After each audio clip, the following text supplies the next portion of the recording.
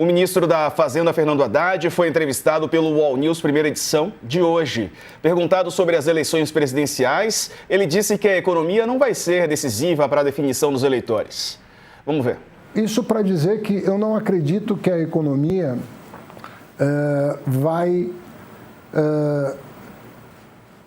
derrotar o governo e aí, fazendo coro com a tua avaliação, pode ser que não eleja o governo. Então, porque economia no mundo inteiro está sendo um elemento muito importante, mas não necessariamente o decisivo para ganhar ou perder uma eleição. Assunto para nossa conversa aqui com a Letícia Casado, colunista do UOL, e com o Paulo Souza, que é cientista político e professor da pós-graduação em Mídia, Política e Sociedade da Fundação Escola de Sociologia e Política. Boa tarde aos dois, bem-vindos. Letícia, e aí, a economia ficou um pouco para trás no olhar do brasileiro? Segurança a gente sabe que é um tema principal, né? O tema principal, pelo menos nas pesquisas, é o que elas indicam. Diego, boa tarde, professor. É bem esse ponto que você está tocando, é o que o ministro falou hoje. Olha, a economia não é o principal assunto na cabeça do eleitor no momento, mostram as pesquisas sobre a corrida eleitoral. E a gente vem falando sobre isso, né, Diego? A gente vem contando que esse assunto da segurança pública ele tem dominado todas as conversas. É a conversa na mesa do brasileiro, é a conversa do bar, é a resposta primária, primeira e mais importante que o eleitor dá de cara em qualquer pesquisa. Então, o que acontece? Quando a Haddad faz essa colocação, a pergunta ali na hora era sobre o desenrolar da economia, né? Os índices macroeconômicos estão muito bons e por que o eleitor não vê isso? Bom, na cabeça do eleitor não é a economia que está em primeiro lugar, porque a gente estava vivendo um momento tão excepcional de segurança pública, um problema tão grande de segurança pública no Brasil, que é essa pauta que está sendo a dominante e ela vai dominar a eleição de 2026. A gente estava aqui falando outro dia que na última eleição a economia teve um peso maior, que na eleição de 2018 foi a pauta de costumes e agora é essa questão sobre falta de segurança, né? Insegurança que o brasileiro vive, o alto índice de roubo violento, de roubo com arma. A gente tem visto armas espalhadas pelo país, pessoas tomando tiro a troco de nada, tomando tiro a troco de um celular que está na mão, inclusive casos, né, que a pessoa entrega o celular e ainda assim é assassinada. A gente está vendo um grau muito grande do crime organizado infiltrado no pequeno roubo, no pequeno furto à mão armada.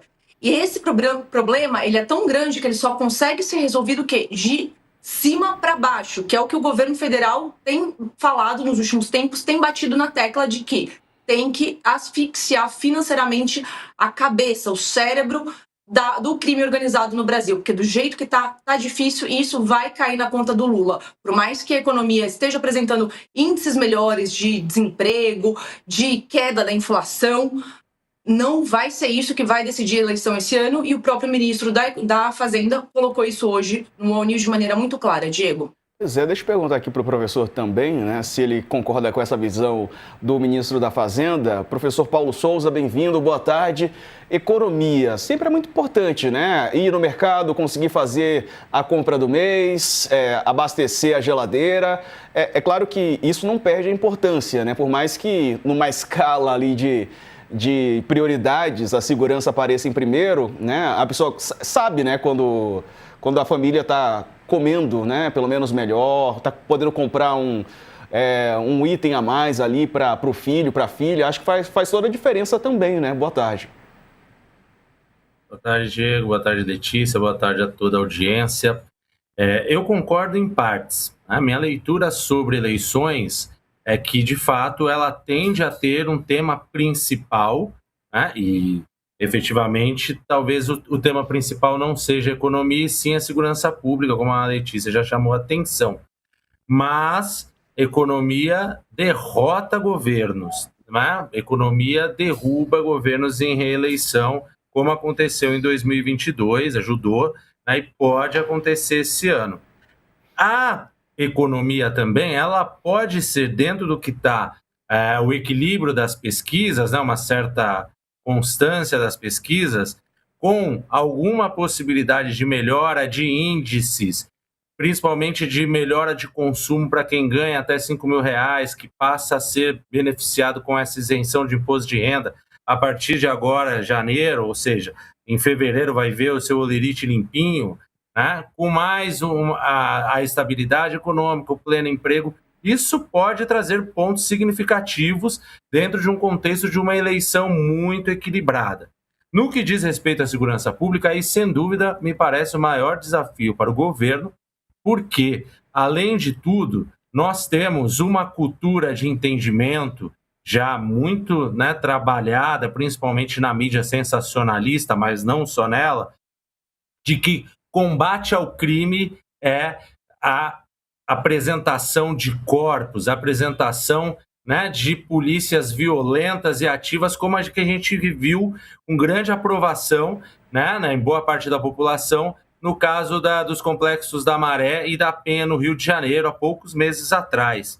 Há um desafio para o governo, por mais que eu entenda e dados históricos e diversos países mostrem que o combate ao crime organizado, aqueles que mais lucram e que multiplicam o dinheiro do crime organizado, é aquilo que leva, além de outras questões sociais, a uma diminuição da criminalidade, ou seja, um ataque estratégico ao crime organizado, para um contexto eleitoral muito ainda punitivista, onde a extrema-direita, principalmente, domina essa pauta de segurança, né, com ideias de bandido bom, bandido morto, e que isso se mostra nas pesquisas de opinião, é um desafio significativo para apresentar para o eleitorado de que essa saída, né, afetando os últimos andares, inclusive da Faria Lima, do mercado financeiro, seja um caminho razoável. Inclusive, aqui faço uma ponderação que carece nas pesquisas de opinião, que tanto perguntam quando nós vimos casos tão sangrentos e violentos como o que aconteceu no Rio de Janeiro, que também perguntem para os entrevistados, para a cidadania, o que eles acham desse tipo de crime organizado, de ataque, de combate ao crime organizado, como nós temos visto pelo governo federal, para aí termos mais dados significativos para avaliar a eficácia desse tipo de ação e de política pública. E o ministro também minimizou o impacto dos memes que renderam a ele o apelido de Tachad. Ele disse querer ser lembrado como aquele que instituiu as cobranças para os mais ricos.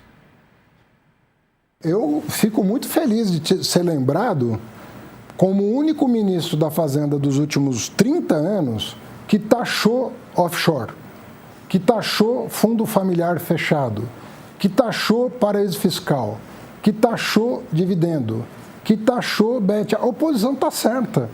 A taxação BBB saiu do papel, com o apoio da oposição, inclusive, que acabei de aprovar no Congresso Nacional o ano passado, agora, semanas atrás, a taxação BBB que todo mundo conhece. Banco, bet, bilionário foram taxados. Então, eu assumo que essa turma que não pagava imposto, sim, voltou a pagar. Então, se a oposição quiser bater bumbo em torno disso, be my guest. Estou feliz de vocês lembrarem que eu sou o ministro da Fazenda que teve coragem de taxar o andar de cima. O ministro da Fazenda, ganhou esse apelido em 2024. Apelido que ganhou força e memes nas redes sociais depois do fim da isenção do imposto sobre cobranças internacionais de até $50, a taxa da blusinha, e com a pressão do mercado financeiro pela reforma tributária, Letícia. Bom, aqueles apelidos, que pegam nas redes sociais, o ministro tenta convencer de que ele realmente taxou, mas taxou os mais ricos, tentando deixar a cobrança de impostos menos desigual. Isso é o plano do Ministério da Fazenda, faz parte do programa do Ministério da Fazenda e do governo Lula desde o princípio. Aumentar a taxação de quem ganha mais, para que quem ganhe mais pague mais impostos e assim reduzir a desigualdade social. Porque como pode uma pessoa que ganha pouco, um professor ou uma diarista, pagar mais imposto proporcionalmente do que o dono de um banco, por exemplo. Mas esse apelido, Tachad, ele foi muito usado ao longo da gestão Fernando Haddad pela oposição para quê? Para falar, olha, vamos minar o governo federal apontando o dedo e dizendo que a única maneira como esse governo sabe conduzir a política econômica é aumentando imposto. Vamos pegar até a pecha de taxar, de um taxador, para que assim a gente consiga minar a imagem do governo Lula. A essa altura do campeonato, já deixando o cargo, que o Fernando Haddad está para sair do cargo nas próximas semanas, e tendo entregue algumas medidas de cunho social, medidas econômicas de cunho social importantes, como, por exemplo, o imposto de renda, isenção de imposto de renda, aumento dessa isenção para quem ganha até R$5 mil, o Fernando Haddad olha e fala, gente, quer me chamar de taxado? Me chame, é isso aí. Não me importa porque eu consegui o quê? Instituir algumas políticas econômicas que eu considero importantes e essenciais para a redução da desigualdade no Brasil. Nessa entrevista, ele falou, olha, a gente conseguiu aumentar a taxação de bets, de bancos, de bilionários. Isso tudo era apontado como essencial para o governo Lula. As bets não podem pagar 12% de imposto, elas têm que pagar um número maior, porque a gente precisa usar esse dinheiro para a saúde, para financiar a segurança pública, por exemplo. Então, ele está entregando um cargo dizendo, olha, fiz meu compromisso e entreguei tudo aquilo que eu me comprometi, Diego. Pois é, professor. E o ministro tem razão? Tem, no que diz respeito, como a Letícia já apresentou, no que diz respeito às metas deles, ele tem total razão. Ele conseguiu a maior parte do que ele se propôs, aumentou ainda, mesmo que de forma ainda tímida, ainda tendo outras, né, questões de taxação que precisam ser nos próximos anos. Uma questão política importante, relevante para o Brasil, mas ele tem ainda, a gente não pode esquecer, né, que um dos grandes problemas desse apelido do taxagem foi da famosa taxa da brusinha, né, que ele acabou taxando aí compras de sites chineses, né, de roupas e de outras coisas, que também afeta pessoas do andar de baixo, né, da nossa sociedade, pequenos comerciantes, e que isso ainda pode ser muito mobilizado pela oposição. Agora, de modo geral, ele é bem sucedido porque, como ele diz aí no final, ele mesmo acabou subordinando a oposição. Por quê? A maior parte do eleitorado não é muito favorável a quem defende os mais ricos, né? Então, a oposição tentou o máximo que pôde, né, defender, que boa parte dela defende, alguns deles até de forma muito aberta, né, os setores mais ricos da sociedade, mas defender por outros caminhos, pegando esses casos de fios desencapados como taxação, a famosa taxa das brusinhas. Pois é, Haddad disse ainda que é a favor de que a fiscalização de fundos de investimentos no país seja feita pelo Banco Central. O ministro contou que apresentou uma proposta ao governo para ampliar a área de atuação do BC e colocar a regulação e a fiscalização de fundos. Hoje, feita pela Comissão de Valores Mobiliários, chamada de CVM, nas mãos, então, do Banco Central. É esse o intuito do ministro. Apresentei uma proposta que está sendo discutida no âmbito do Executivo de ampliar o perímetro regulatório do Banco Central. Tem muita coisa que deveria estar no âmbito do Banco Central, que está no âmbito da CVM, e, na minha opinião, equivocadamente. O Banco Central tem que ampliar o seu perímetro regulatório e passar a fiscalizar os fundos, porque existe hoje uma intersecção muito grande entre fundos, as finanças.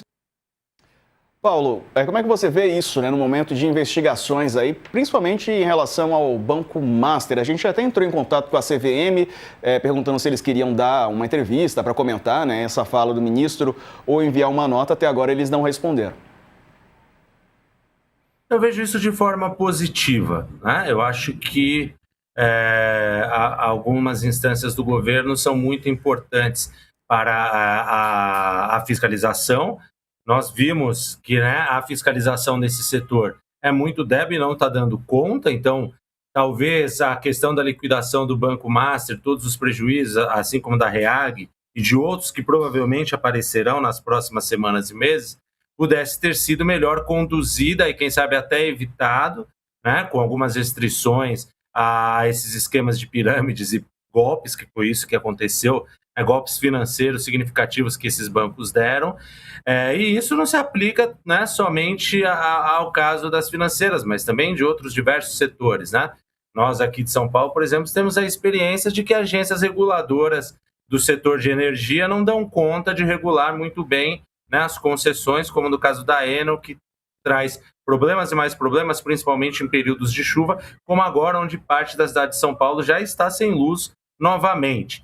Eu acredito que o governo precisa ter pelo menos participação maior nesses conselhos, né, e, de preferência, que órgãos estatais tenham maior controle desses processos de regulação e não deixar nesses conselhos que foram trazidos aí, instituídos nos anos 90, né, dando muito para a iniciativa privada, que tem interesses muito mais privados do que propriamente os interesses públicos, não porque o Estado por si só tem interesses públicos, mas porque a sociedade vota nos seus representantes para defender interesses públicos mais amplos do que só de determinados setores. Eu acho que isso pode ser um caminho interessante, começando pelo campo financeiro, mas também pensando em outros campos aí que carecem de regulação mais atenciosa no nosso país atualmente. Ô Letícia, muitos falam que houve uma certa lentidão, né, para identificar e parar o Banco Master e esses fundos de investimento. Sim, falam sobre isso nos bastidores. O Haddad também falou um pouco disso hoje na entrevista, né? Quando ele, inclusive, fala, porque agora o governo já está conversando sobre isso na Casa Civil, a AGU, já está tendo um papo ali sobre mudar a fiscalização, né? Trazer a fiscalização para o Banco Central, para ver se é possível. E ele também fala um pouco da gestão do Campos Neto. Nos bastidores, o que a gente mais escuta é como que a gestão do Roberto Campos Neto deixou chegar nesse ponto o caso do Banco Master, porque o sistema financeiro já estava olhando, já estava avisando, já estava discutindo o nível de alavancagem que o banco estava fazendo. Então, isso já é uma questão, o Campos Neto já se pronunciou, a gente já viu algumas manifestações explicando, né, justificando que aquilo não era tão visível antes, enfim. A questão é que agora, que chegou num ponto tão extremo, que foi a liquidação do banco, que foi toda essa confusão que a gente está vendo, em algum momento a gente vai conseguir ter um pouquinho mais de calma para olhar para trás e tentar entender como que virou essa bola de neve desse tamanho, o problema desse banco. E aí, quando o ministro fala de mudar a fiscalização de lugar, porque é uma pergunta, é um ponto essencial isso. Como que aconteceu tudo isso e os fiscalizadores não estavam percebendo onde falhou essa fiscalização? Então, será que não é o caso de trocar essa fiscalização de lugar? Porque do jeito que chegou é o maior escândalo financeiro que a gente vê, o maior na história do Brasil. E ninguém percebeu, ninguém conseguiu parar antes. Por que isso não foi parado antes? A gente sabe, a gente tem visto que a diretoria do Banco Master tem tentáculos muito profundos na política brasileira, junto com autoridades de diferentes áreas no Brasil. Mas antes disso tudo acontecer e desse poder, inclusive, ficar tão grande, não era perceptível, não dava para ter interrompido e parado a sangria um pouco antes? Enfim, e essa bola que ele levanta é muito pertinente por isso, porque é o momento da gente olhar e falar o que aconteceu aqui, como que chegamos neste lugar de agora. Vamos olhar tudo, tentar entender. O Haddad mandou vários recados durante essa entrevista, foi uma entrevista muito boa, que vale a pena, quem não assistiu, sentar e assistir ela na íntegra, porque ali ele levanta alguns pontos com muito cuidado, com muita cautela, mas aponta todo esse cenário, Diego. Quem perdeu pode assistir a íntegra no YouTube ou então conferir na TV. A entrevista vai ser reprisada hoje às 9 horas da noite. E o ministro falou também, ali de olho nas tensões internacionais, que o governo Lula reverteu o isolamento diplomático e comercial do governo Bolsonaro e reabriu o Brasil para o comércio global, buscando os mercados de todos os continentes. Enquanto governadores, possíveis adversários de Lula na eleição, segundo o ministro, não conseguem pensar além de seus estados. Eu não vejo, da parte da oposição, ninguém que consiga transcendesse sequer a divisa do seu próprio Estado. Já não tem projeto nacional e internacional não vou nem comentar, porque você viu o comentário de um governador dizendo por que não entrega logo para o Trump o que ele quer e acalma o rapaz? Esse foi um comentário de um governador de Estado. Então, se nós formos comparar o Lula com esse tipo de postura, nós vamos chegar aonde? Daqui a pouco nós estamos aqui com a guarda pretoriana da Casa Branca tomando conta do país. Bom, Letícia, como ele cutucou aí o Tarcísio, né, porque se referia ao governador de São Paulo, muitos já colocaram a possibilidade do Haddad se candidatar em São Paulo, né, que é um interesse de alguns integrantes do PT, inclusive o presidente Lula, que ele dispute o governo de São Paulo. É que nossos colegas perguntaram várias vezes, de várias formas diferentes, e em todas o ministro foi escapando ali, foi falando, não, mas eu não estou pensando muito nisso agora. Na verdade, assim, que o entorno do Haddad tem dito há meses é de fato isso. Desde o fim do ano, né, quando ele anunciou que sairia no começo do ano agora do cargo, o entorno dele tem falado, olha, ele tá cansado da vida política. Ele quer um tempo para parar e pensar, e estudar e refletir sobre o Brasil, pensar um pouco sobre tudo isso que está acontecendo. Cansou, tá de saco cheio ali. Hoje ele falou que tem 10 anos, ele passou 10 anos da vida dele sendo ministro, primeiro da Educação, agora da Fazenda. Então, que ele quer tirar esse tempo para ele pensar e refletir sobre o mundo. O Haddad, ele enfrentou momentos muito tensos, obviamente, porque ser ministro da Fazenda é talvez o emprego mais difícil do mundo, né? Momentos muito tensos com o Congresso, com o Supremo, para desenrolar algumas questões, mas o Congresso em específico deu muito trabalho para o Fernando Haddad. A Câmara, ainda mais do que o Senado, deu muito trabalho. E agora, a gente está prestes a entrar numa campanha eleitoral. A gente sabe que vai ser uma campanha muito difícil desse ano. Todas as eleições presidenciais são difíceis, têm ficado mais tensas a cada edição que a gente tem visto, né? E desse ano vai ser assim também. Então, ele olha e fala, bom, também com esse tipo de oponente, com alguns oponentes ali, se for com isso que o Lula vai concorrer, tá faltando apresentar um projeto de país, tá faltando esse pessoal apresentar um projeto de país. Mas o que vai estar na mesa agora é o projeto de país do Lula. O que ele fez nesses últimos anos e o que ele vai trazer de novo. O que ele pode aportar para um quarto mandato de um presidente Lula, porque, assim, a gente já viu várias versões de Lula. Então, tudo isso vai ser muito discutido e muito discutido dentro de ambientes apaixonados, porque a gente está vivendo um momento muito, né, polarizado, as pessoas têm muita raiva, as pessoas têm muitas opiniões, qualquer coisa vira um grande fato, um grande lado, e isso tudo vai estar no jogo agora de 2026. O Haddad, ele não quer entrar de cabeça, assim, para assumir um cargo, entrar para uma disputa de governo estadual ou de Senado, é o que ele tem falado para os aliados dele. Deixou uma porta aberta ali, ele deixa uma porta aberta, porque ele vai ter outras conversas com Lula? Sim, mas ele tem dito claramente, hoje ele falou, olha, teve uma vez que eu falei não pro Lula, em 2020 ele queria que eu saísse a prefeito de São Paulo e eu não saí porque não dava, não estava afim, não era o momento. Vamos ver o desenrolar disso, Diego, mas realmente vai ser um ano bem animado. Paulo, qual que você acredita que poderia ser a melhor função do Haddad nessa eleição? Candidato ao Senado, candidato ao governo ou fora da disputa, ajudando o presidente Lula na campanha presidencial? Eu acredito até estrategicamente, né, sobre essa figura do Haddad, que, por um lado, concordando com a Letícia, o executivo quer ser ministro da Fazenda. Travou a conexão do professor, a gente está estabilizando, ao que tudo indica, né, a conexão dele, para que ele retorne aqui com a qualidade melhor. Professor, acho que agora já estabilizou, pode refazer o seu comentário.